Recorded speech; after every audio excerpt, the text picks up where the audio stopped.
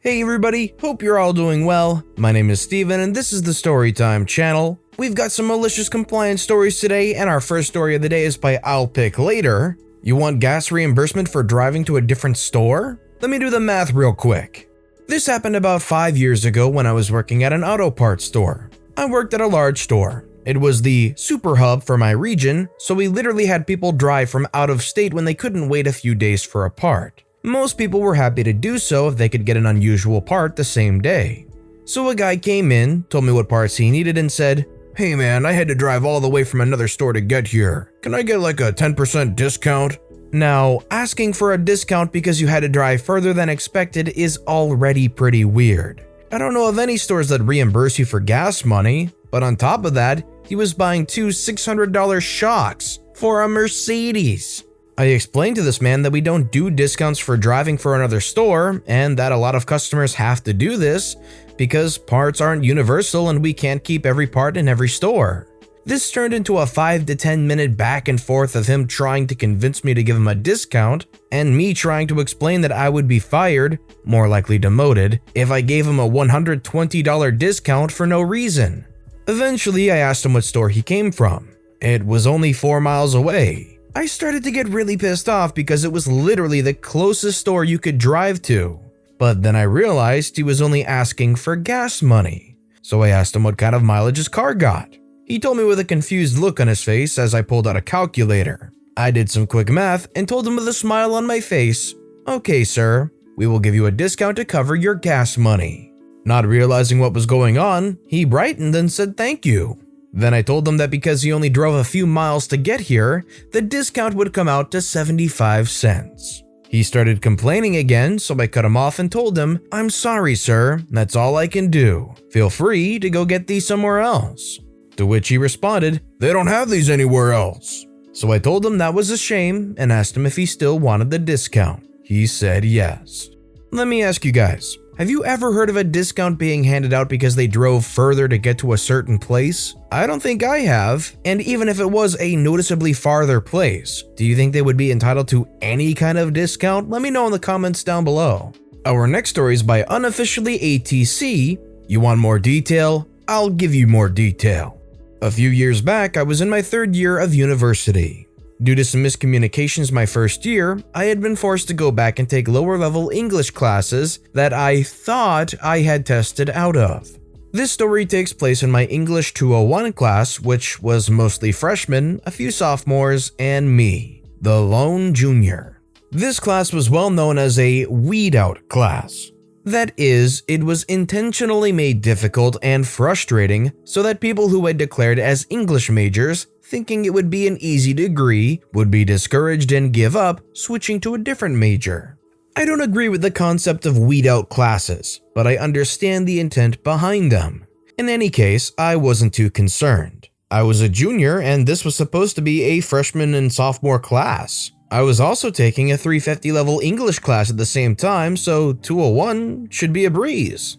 Wrong.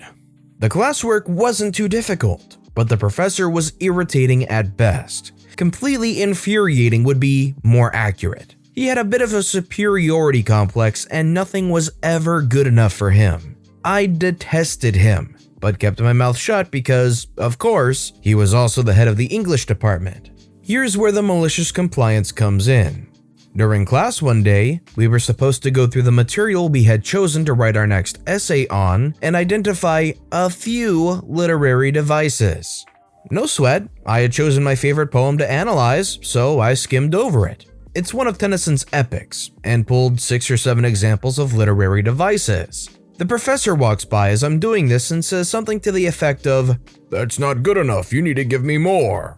This was in-class work that we were supposed to do as a head start on the homework that night, which was, if I recall correctly, to write 2 to 3 pages on the literary devices used in the piece we were analyzing.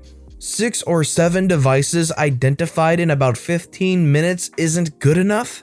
Okay, game on. What my professor didn't know was that this poem was my absolute favorite, and I had actually memorized most of it due to how often I reread it. So that night, I sat down on my laptop, pulled up a webpage that listed all 30-some literary devices, which in class, the professor had only gone over like 10, opened up a blank Word doc and got to work. In under 40 minutes, I had 3 pages of 3 columns of tiny type and over 130 examples of literary devices neatly listed. I submitted it with a note that read something like, "Apologies for the small type, but I didn't want to go over the page count." This professor was a stickler for the page count minimums and maximums because, of course, he was. This was a Thursday, class didn't meet again until Tuesday, so I waited. Tuesday rolls around, and when I get to class, the professor basically doesn't acknowledge me for the entire hour and a half. That's fine, I don't like speaking up in class anyways. Wednesday night, I get an email from the professor. I don't remember the exact wording, but it essentially said, "Thanks for all the hard work on your pre-essay." He never bugged me about in-class work again. I agree a lot with OP here. I understand the intent behind weed out classes, but having the system where it's just completely arduous and frustrating and stressful just to essentially try and make kids give up on their dreams doesn't seem like an appealing process to me. I'm glad that OP went above and beyond and basically broke that predisposition that the professor had. Our next story is by Clueguy. Pizza not spicy and well done enough for you? Alright then. So quite a number of years ago, I worked at a large pizza chain, the one with the red roof. Every Tuesday evening, a group of 12 people would come in to eat, usually within 30 minutes of closing time. They would order 1 large vegetarian pizza with hot peppers and ask for the pizza to be well done. They would also ask for chilies on the side. You might think, okay, what's wrong with that?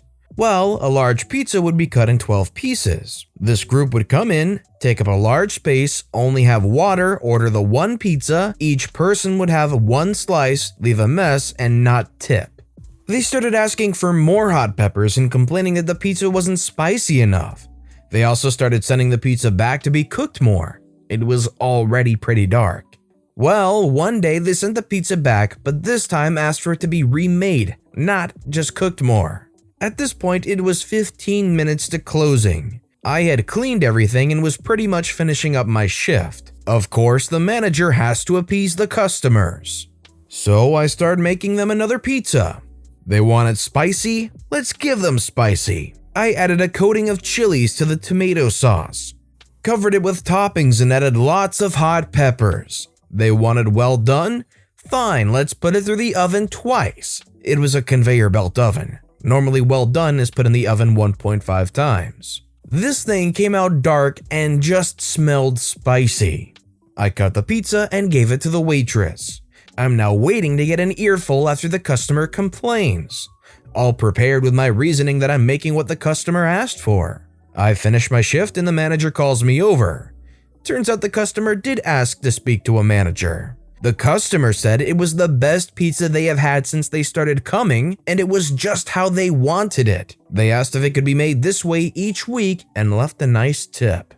I think this just goes to show you that some people will eat just about pretty much anything. Some people want it basically almost burnt and spicy to all heck. Just what they desire, I guess.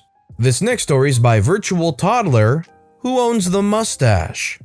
My grandfather was a warrant officer in the army. He enjoyed pushing people's buttons and was amazingly good at it. In the 1960s, he grew a handlebar mustache. My grandmother hated it and complained about it to him constantly. She demanded he shave it off. So he did, kind of. He shaved half of it off, the left half if I remember correctly. My grandmother blew a gasket. After she calmed down a bit, he told her that as her husband, she owned half of his mustache. So he shaved off her half. He went to duty the next day and his men and other officers had a good chuckle about it. Eventually his battalion commander saw him and marched right up. "Warrant," the commander said. "Why do you only have half a mustache?" My grandfather explained that half belonged to his wife, and since she didn't like it, he shaved her half off. The commander said, "Well, the other half of you belongs to the army, so shave off the army's half before you report tomorrow." And so he did, much to the delight of my grandmother. That's a funny and a good man. Very much his own person, but you could tell he was very loyal to OP's grandmother, and a great story to be able to look back on. Our next story is by FoxtrotSierraTango. That won't fix the customer's problem, but it will certainly fix mine. Back in the dawn of smartphones, I was doing consumer tech support for a wireless carrier. My scope was internet functions on your phone like web browsing, email, and some in-house apps. One of those apps was a third-party corporate syncing solution I'll call CorpTech. CorpTech had a bunch of features in addition to the standard email/contact syncing, which boiled down to administration stuff like restricting web browser and text messaging, forcing a password for unlock, etc. All of this was almost exclusively supported by CorpTech themselves, and my senior reps had the only escalation path. So one day I had a guy who was an in-house administrator for a company and was having problems with CorpTech. As soon as he joined the device to the CorpTech systems, web browsing would fail. My options were limited. Since I couldn't see his CorpTech server config, we focused on the device. We master reset the device and everything worked. This meant the device and wireless network were working. The problem was outside of my scope. Cool. I reached out for assistance from a senior rep, and unfortunately I got a guy who we'll call Dwayne because that was his name, and I still hate him 10 plus years after leaving that job. Dwayne was in another part of the country in a call center that was frequently viewed as an incompetent set of morons. I had a section of my cubicle wall dedicated to receipts from the local bar labeled Call Center B Inspired Drinking. Additionally, he was the sort of guy who was more interested in rules and regulations as opposed to his job. I suspect he was promoted so he wouldn't be talking to customers anymore, but I digress. I tell Dwayne we need to escalate to CorpTech's support team. He put the brakes on that and insisted on troubleshooting further. Fortunately, the caller was cool and we repeated the steps, all while keeping Dwayne updated in chat. Dwayne insisted that if CorpTech synced, it meant the phone's internet connection was good. I agreed and suggested it was a CorpTech setting blocking the web browser, hence my wanting to escalate to them.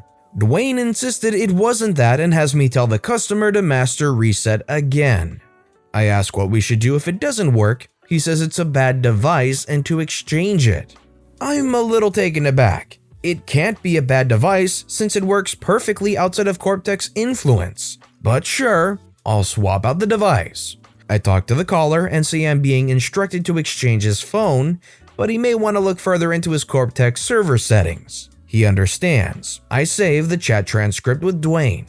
I'm friendly with the senior reps in my building, so I print out the transcript and wander over on my break. I hand it to one of them and suggest they take a look at it. Her eyes got really wide as she skimmed and she asked if she could give it to her boss, the head of all the senior reps. I smiled and said, sure, I can print another copy. It turns out this was the straw that broke the camel's back. Dwayne was fired not long after. Incompetent or not, Dwayne was kind of swimming along pretty well and they got a promotion. It's really not Dwayne's fault they couldn't see the writing on the wall. They probably weren't even aware of it. But if you can't do your job well, you shouldn't be in that position. Unfortunately for Dwayne. This next story is by Healthy Worker. Never do that again? You got it, boss. As a teenager, I got hired at a local pizzeria as a delivery driver.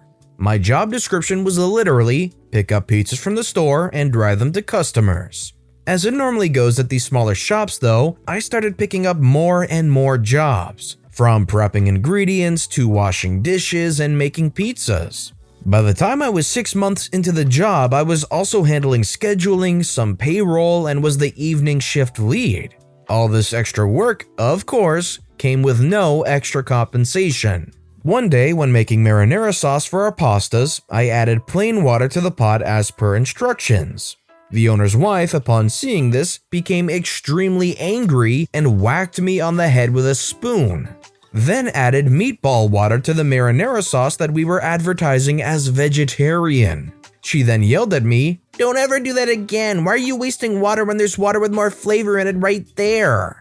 Obviously, I wasn't going to stand for being hit, so I decided to take some petty revenge before I left. The next time the owner's wife told me to make sauce, I simply said, "You told me to never do that again, so I'm going to go finish the next 2 weeks of scheduling in the back."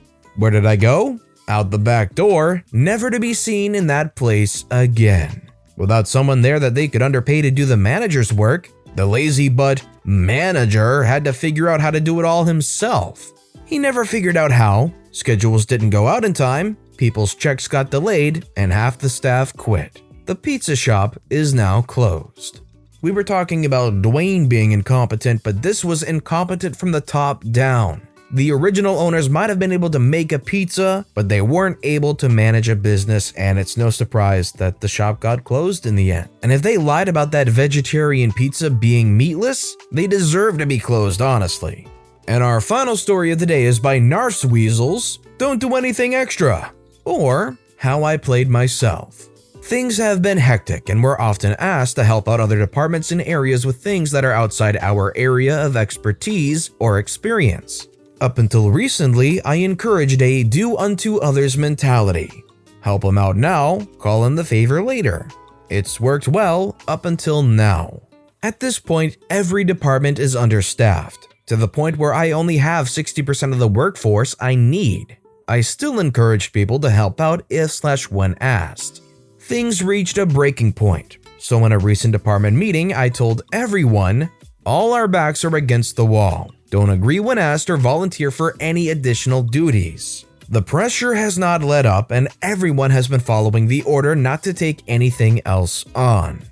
Another department head came to me to ask, no, beg me for help with taking around some VIPs on site. Can you please ask your team for help? We will need 4 people. I immediately said, I will do it at the very least. Lead by example, and I'll ask for volunteers. I put out the call. I need volunteers for an on-site visit from some VIPs tomorrow. It would mean staying later. Silence. I messaged again after 2 hours. No volunteers? End of the day comes. I haven't heard back from anyone regards to tomorrow night. Is anyone able to help out? I got a reply. And as far as any text message could sound smug, this one sounded smug. You told us not to volunteer anymore. Crap. Well played. You did tell them not to volunteer anymore. If I was working there and you had told us and you had stressed to not volunteer for anything, and then you yourself put out a memo saying, I need some volunteers, I would maybe think maybe it's a trap. Maybe you're trying to get people to fall for it and volunteer and catch people. At the very least, you asked them to do something very specific and they did exactly that. So you should be happy in your misery here.